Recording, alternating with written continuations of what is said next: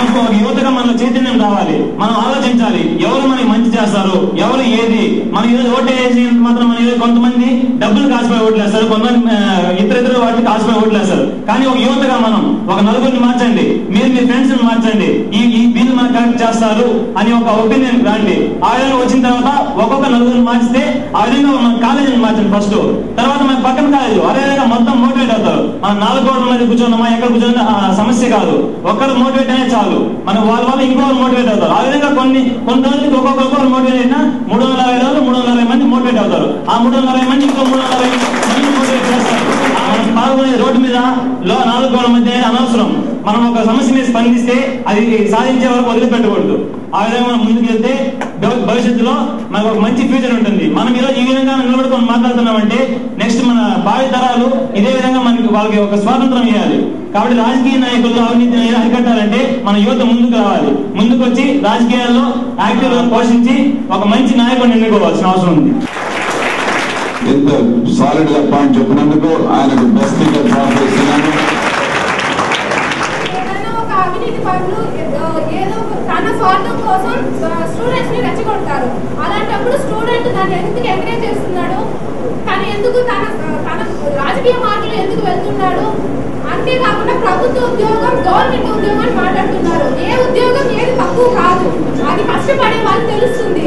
మీరు ఇక్కడ నుంచి కూర్చొని గవర్నమెంట్ ఉద్యోగంలో మంచి ఫ్యూచర్ ఉంటుంది, ప్రైవేట్ ఉద్యోగంలో మంచి ఫ్యూచర్ ఉంటుంది అలా ఎందుకు అనుకుంటున్నారు. ఇప్పుడు ప్రతి ఒక్క గవర్నమెంట్ ఉద్యోగం కూడా తన పిల్లలు ప్రైవేట్ పాఠశాలకే పంపుతున్నారు, కానీ గవర్నమెంట్ పాఠశాలకి ఎవరైనా పంపుతున్నారు. కరప్షన్ కి ఫస్ట్ స్టెప్ అక్కడే సార్. ఇప్పుడు మనం ఈ ఎలక్షన్స్ కి 500 ఇచ్చిన నెక్స్ట్ ఎలక్షన్స్ కి 1000 ఎలా ఓటర్ సార్. తీసుకోకుండా ఉంటారా, తీసుకోకుండా ఉండండి. ఎందుకు తీసుకుంటారు? ప్రైవేట్ ఉద్యోగం గవర్నమెంట్ ఉద్యోగం దీన్ని difference private sector government sector difference చేయడం వల్ల ఇక్కడ ప్రాబ్లం వస్తుంది సార్. అదే కనుక గవర్నమెంట్ జాబ్స్ లేకుండా గవర్నమెంట్ సెక్టార్స్ లేకుండా మొత్తం ప్రైవేటీకరణ చేస్తే మనం చాలా వరకు లంచగొట్టితనాన్ని అరికట్టవచ్చు.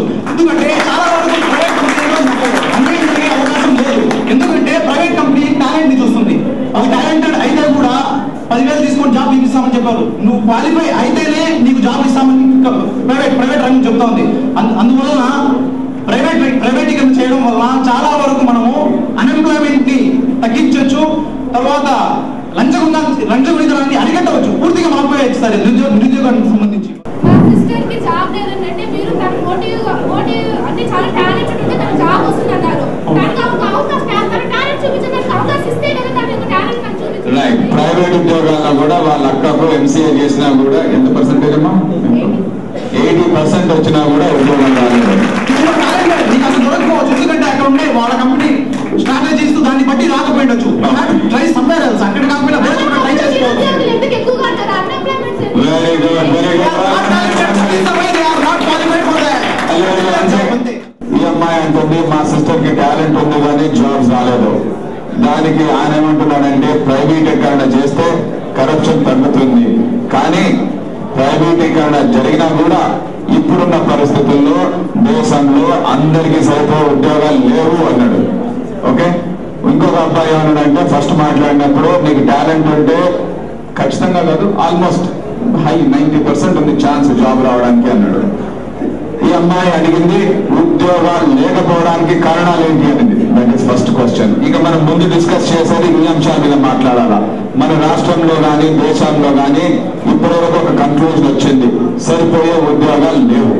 కరప్షన్ గురించి మాట్లాడుతుంటే కొంచెం మంది దాని గురించి ఏమీ చేయలేము, నా భవిష్యత్ అంతా అంధకారంలోనే ఉంటుంది అంటున్నారు. కొంచెం మంది దీన్ని యువత కంప్లీట్ గా ఫినిష్ చేయగలరు అని అంటున్నారు.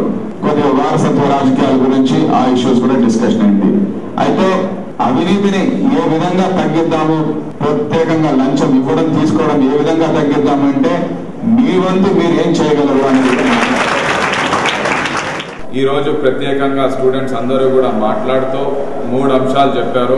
నెంబర్ 1 కొత్తగా వచ్చిన అంశం ఏంటంటే మన రాష్ట్రంలో దేశంలో ప్రైవేటీకరణ చేస్తే కొద్దిగా అవినీతి తగ్గుతుంది అంటున్నారు. ఎందుకంటే ప్రభుత్వ సంస్థల్లో ప్రభుత్వ వ్యవస్థల్లో వీటన్నిటిలో లంచగొండితనం ఎక్కువగా ఉంది, దాన్ని మేము తగ్గించలేము అంటున్నారు. రెండవది ఈ అవినీతిని తగ్గించి ఇప్పుడున్న రాజకీయాల్లో మార్పు తీసుకొచ్చి భవిష్యత్తు మా చేతుల్లోకి మేము తీసుకోగలము అనే కాన్ఫిడెన్స్ వ్యక్తం చేసిన వాళ్ళు ఈరోజు చాలా మెజారిటీలో ఉన్నారు ఈ కాలేజ్లో. ఓన్లీ చాలా తక్కువ మంది, ఒక 20-30% వరకు ఈ కరప్షన్ మనం మార్చలేము అనే ఫీలింగ్తో ఉన్నారు. కానీ ఒక 70-80% చాలా కాన్ఫిడెంట్గా ఉన్నారు. హ్యాండ్స్ అడిగినప్పుడు మీరు ఏ బిలీవ్ చేస్తారు అంటే, మీరు దేనికి మద్దతు ఇస్తారంటే కొద్దిగా పాజిటివ్ స్పిరిట్తో ఉన్నారు ఈ స్టూడెంట్స్ అందరూ. మూడవది నిరుద్యోగ సమస్యల గురించి మాట్లాడుతున్నారు. నిరుద్యోగానికి కారణాల గురించి ఇంకా డిబేట్ పూర్తి కాలేదు. కానీ ఇప్పటివరకు మేము ఎక్కడికి వెళ్ళినా కూడా ప్రత్యేకంగా నిన్న తిరుపతిలో జరిగిన డిబేట్లో నిరుద్యోగ కారణానికి ప్రత్యేకంగా ప్రప్రథమ సమస్య గతంలో జరిగిన అవినీతి, దాని వలన రావాల్సిన పెట్టుబడులు రాలేదు, అందుకని పరిశ్రమలు రాలేదు. మన రాష్ట్రంలో పరిశ్రమలు లేవు కాబట్టి ఉద్యోగాలు లేవు. అదే కారణం. వేరే రాష్ట్రాలకు కూడా ఉద్యోగాలు తొలగిపోతున్నాయి. ఏ విధంగా తిరిగి ఈ ఉద్యోగాలను మన రాష్ట్రంలోకి తీసుకొస్తామనే దాని మీద కూడా చాలా చర్చ జరిగింది. మూడవది, యువతకు రాజకీయాల్లో వచ్చే అవకాశాలు లేవు అనేది ప్రతి చోట కనిపిస్తుంది.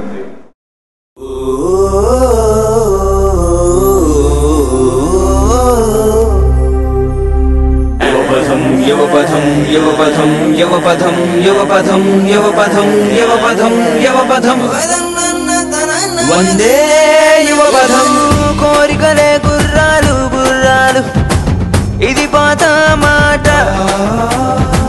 కోరికలే ఫ్లైట్లు రాకెట్లు, ఇది కొత్త మాట. ఖర్చు తడిసి మోపడవుతుంది మామల కల్లో పెట్టు నీ మనసుని. జోకర్ అవుతావు సుమా, credit cards debit cards, costly life mostly knife.